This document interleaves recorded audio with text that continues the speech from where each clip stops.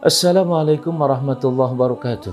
Ayat yang kedua, kita masuk pada ayat kedua, kembali mengulangi kata khalaq. Pada ayat sebelumnya berhenti pada kata alladzi khalaq, yang telah menciptakan. Menciptakan apa? Enggak disebutkan di situ. Apapun yang telah diciptakannya, maka ilmunya lebih dipastikan. Kemudian dijelaskan pada ayat yang kedua, kata pertama khalaq.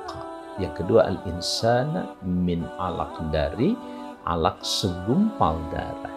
Subhanallah. Penegasan bahwa kita diciptakan olehnya atau dia yang maha menciptakan manusia sudah barang tentu merujuk kepada apa yang menjadi persoalan dan problematika kehidupan kita. Kenapa ada masalah dengan kita? Karena kita nggak tahu kenapa saya, apa saya, mau ngapain saya. Kita nggak tahu, bukan? Maka Allah mendatangkan satu konsep yang namanya khalaqa. Bacalah dengan nama Tuhanmu yang telah menciptakan. Kalau memang Dia yang maha menciptakan, maka Dia yang paling tahu tentang kita. Di sini persoalan kita. Seringkali kita lebih percaya kepada orang lain, bahkan kepada makhluk yang lain, kepada alam yang menunjukkan tanda-tandanya kepada kita. Oh, kenapa hijau, kenapa kuning, dan seterusnya. Kita menyimpulkan sendiri, tidak dengan kesimpulan yang maha menciptakannya. Kenapa dia menjadi kuning, menjadi merah, menjadi hitam, dan lain sebagainya. Dan yang lebih penting, siapakah yang melakukan itu? Siapakah yang memproses daun itu dari hijau menjadi kuning? Bagaimana ketika sebuah benih dimasukkan ke dalam tanah, kok tumbuh yang namanya tunas, kemudian batang, kemudian daun, ranting, dan lain sebagainya, bahkan buah? Proses itu siapa yang telah menciptakan?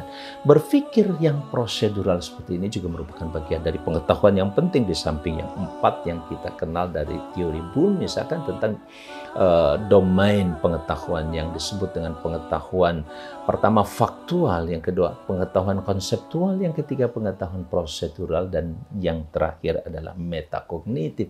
Keempat-empatnya kita dapatkan di dalam Quran, dan bagaimana kita memahami Al-Quranul Karim. Kita bisa mendapatkan yang disebut dengan pengetahuan faktual, fakta-fakta yang diciptakan oleh Allah, dan fakta siapa yang telah menciptakan. Sangat jelas, nggak mungkin ini begitu rumit, hebat, luar biasa. Tubuh kita terdiri dari 1 triliun sel, kemudian sekian miliar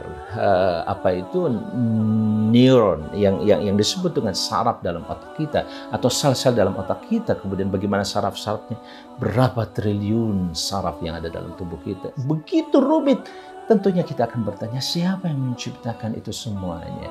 Tidak perlu kita lihat, tetapi lihat setiap ungkapan-ungkapan yang dia ungkapkan tentang diri kita tepat dengan apa yang kita sedang cari dan kita butuhkan, bahkan kita pertanyakan. Seluruhnya ada jawaban dari sisinya. Khalaqal insan, yang telah menciptakan al-insan, manusia tadi. Ya, manusia yang begitu rumit tadi tidak mungkin diciptakan oleh yang biasa-biasa saja. Apalagi yang namanya makhluk. Apalagi alam selain manusia yang masih di bawah manusia. Jauh pemikiran manusia lebih dahsyat, lebih tinggi dibandingkan dengan makhluk alam yang lainnya. Nah, saudara-saudara sekalian yang berbahagia, khalaqal insan. Penting sekali mengingat siapa yang maha menciptakan itu, termasuk bagaimana dia diciptakan dan untuk apa. Prosedur itu penting dipahami oleh kita. Dengan memahami prosedur, kita akan sadar dan lebih mengenal lagi siapa yang telah menciptakan dan bagaimana seharusnya yang harus kita lakukan kepada yang menciptakan kita dan alam semesta serta kehidupan. Assalamualaikum warahmatullahi wabarakatuh.